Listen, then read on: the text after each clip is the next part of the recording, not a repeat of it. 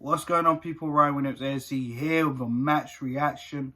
Arsenal saved by Nketiah by Fulham 1-1. Guys, if you're new to the channel, please make sure you like, share, and subscribe. Road to 150 subs. Let's make that happen. Right, let's quickly get into the game because there's just a lot to talk about, but we're going to cram that all in. Starting lineup, I wasn't particularly happy with. Forget the forward line, I was happy with that. But everything behind it, I wasn't.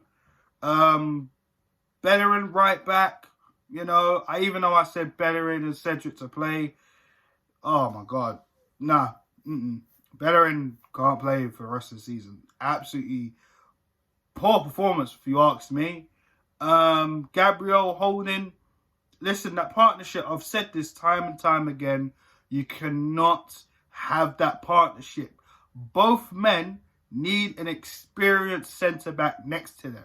That's why Gabriel works well with David Luiz. Holding works better with Pablo Mari. When you put both of them together, it's not good enough. I'm being honest. That's just my personal opinion. Xhaka left back was all right today. Didn't really cause any problems. At first, I actually thought he was injured within those tackles that he had, earlier with the Fulham players as well. But, he seems to be all right. Ceballos didn't really play too bad. Few misplaced passes, but at the same time, he was unlucky for the offside goal. And we're going to talk about that. We will talk about that in a second, guys. Don't worry. El Nene, well, oh dear. Listen, El Nene, nah. Honestly, his performance today just said everything. This is why I just said that the starting lineup for me, everything behind the forward line was wrong. Why is Partey not starting? I'm sorry, if Partey had to come off in the second half, then I'd understand. Like, later on in the game. But, nah. I don't understand why I'm sorry. El Nene has done absolutely nothing to justify starting. I hear Arteta did say he needs to rotate the squad a bit. I said that in my preview, but I didn't say anything about Thomas Partey coming out. You could tell we needed Partey throughout that game, and immediately he had to come on within the first 15 minutes of the second half. So yeah, it is what it is. Saka did okay today. Again, not the Saka that we saw against Slavia Prague, but we did say this with Saka, like, there will be times where he will become inconsistent, but I think he did okay today. He wasn't the worst player on the pitch. Did all right. Say could be said for ESR. I felt ESR played very well as well at times. I didn't really think he done anything wrong. There was probably a run he did when he just went off offside, but at the same time, there were times he was making runs and people were not giving him the ball quick enough. Martinelli, I felt he done very well today, but at the same time, I felt there were times where, he could have crossed the ball a little bit earlier. But other than that, I'm just nitpicking. I think the forward line done okay. Lacazette, I feel, Lacazette, not at the level he was against Slavia Prague. Of course, so a few players were going to come in a little bit, maybe a little bit fatigued, especially him. But, unfortunately, he had to come off due to a hamstring injury. But I think he done okay. I just wished he was in the box a little bit more. I know part of his game is just allowing the youngsters to run through him and let them do their thing. But I felt at times, he could have done a little bit better. There was a shot he did have on goal, just sliced that. I just wished he kind of looked up a little bit. But other than that, it is what it is. Just unfortunate that I don't know how long his injury is going to be on for. He looked pretty peed off, and we had to make that sub just after El Nene and Bellerin double substitution came for Pepe and Partey to come on.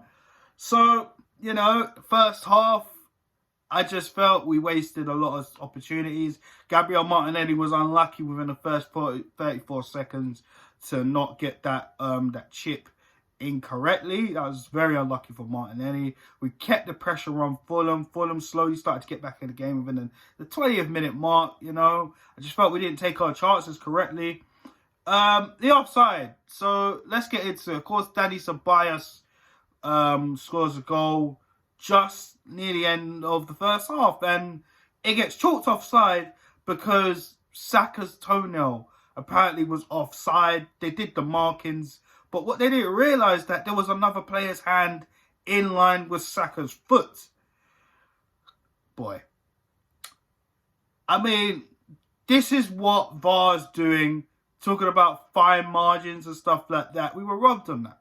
We're absolutely robbed, and that's just my personal opinion. Guys, let me know your thoughts in the comment section. I was absolutely annoyed with that. So many times we've been robbed by VAR this season, and you know what? We should have done better, and I've always said this, but that, they're talking about clear and obvious error. Look at that.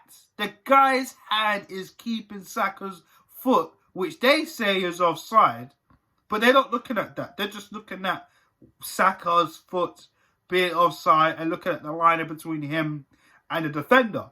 So, you tell me what...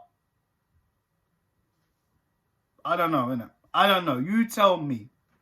Let me know your thoughts in the comment section. I was just absolutely frustrated with that type of crap in the game. Anyways, going into the second half, no changes from either side. Fulham start off a little bit better. They get a penalty. Gabriel leaving his leg out for Lamina to basically make a meal of it. There was contact. And, yeah, they score from that penalty. And from then, it just got worse. Because you just think to yourself, look at the amount of opportunities and attempts that Arsenal shot off at goal compared to Fulham. And Fulham, at that point, only had 2 attempts and 1 goal, and that was a pen. Ridiculous. We had 11 attempts and obviously 1 was chalked off offside. But regardless of that, it wasn't good enough. We should have been at least 2-3-0 up in the first half. Not clinical enough from Arsenal. And then, of course, like I said, with Bellerin playing poor and Nene making just backwards and forwards, sideward passes, it's just frustrating, which didn't help. They come off, Lacazette pulls up on a hamstring, you know, when he literally, as those subs just come on, we were on a break, and then obviously, as he's passed it, he pulls up. So obviously, he had to get substituted for Nketiah. And from then, Fulham just sat deep, and this is what I was worried about in the back of my mind. You know, I didn't exactly say this in the preview, but I should have. They just sat back, soaked up the pressure, and were trying to hit us on the counter, because when our line started to get a little bit higher, you know, Fulham just kind of thought, okay, well, we got Caballero that can break away. They got their, I think it's their right back as well. That young kid, he's got a bit of pace on him as well. They hit us on the pace. You know, they bring on Ruben Loftus-Cheek also to try shore things up too. And, you know, they tried to take advantage of that. And literally, by like, you know, stoppage time, even just a little bit before that, we were throwing everything at them and the kitchen sink. And they were doing everything. I mean, the chance that Pepe had, the ball in was fantastic. But the chance that Pepe had, you think to yourself, surely that's in.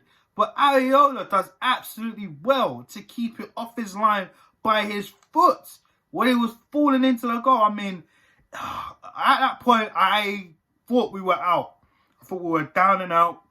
I thought this is going to be Fulham's first win against Arsenal in the league. I mean, they showed us earlier with the stats, as Sky Sports likes to do, likes to scare Arsenal fans. Because every time we see certain stats, somehow, some way, Arsenal seem to break the records in a negative way. I mean, oh my God, it was literally a headache, guys. It was absolutely a headache. But lo and behold, in stoppage time, Eddie Nketiah, who a lot of guys, including myself, you know, said we should have got rid of. We need to get rid of him and move him on because we don't feel he's good enough for the squad going forward, etc., etc. Nicks the point for Arsenal. Saves the game. I mean, good Lord. Imagine if we lost to Fulham. That would have been our first league defeat against Fulham. Man, that would have been crazy. And Fulham needed this to stay in the league. So now we are still 9th, just a point above Leeds.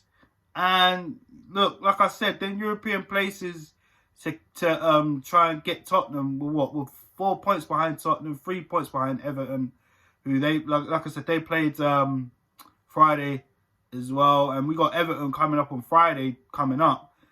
I mean, it's gonna be tough. It's gonna be tough. The window is slowly closing on us trying to get that Europa League spot in the league. Maybe there's hope, maybe not. We'll wait and see, because again, like I said, Everton, Tottenham, they got to be falling apart, and we got to be taking advantage of the situation. If we'd have won the game, then we'd be what? I think we'll probably be what? A point? Would be literally a point behind Everton, or tied with Everton on points, and we'll be a lot closer to Tottenham, but we'll be a point behind Tottenham, sorry. So, I mean, damn. Again, missed opportunities.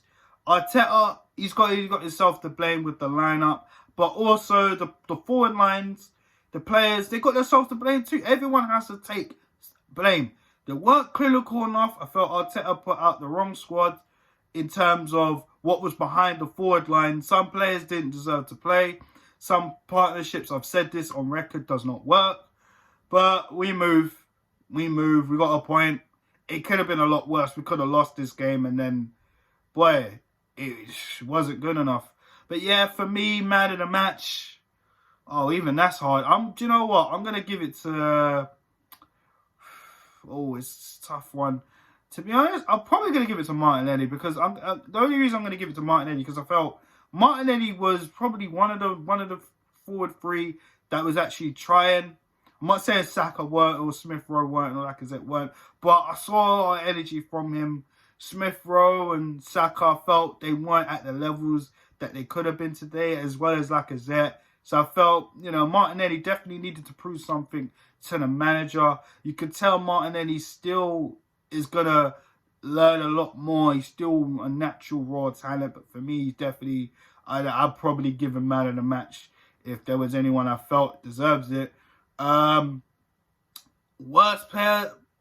of the match, I'll probably have to say Nene, man. I think Thomas Partey is a big miss in that midfield, 100%. Danny Ceballos did okay, like I said, he did a sloppy pass here and there, but he didn't do too bad. He weren't as bad as Mohamed El Nene, I felt. And then you could tell we need to move on from him, and we need someone that, if Partey gets injured, or if Xhaka is still here and he gets injured or whatever, we need someone who is, of quality in that midfield, that can control the game, that can stop the passes, break up the play, and etc. I mean, yeah, for me, El Nene's worst of the match.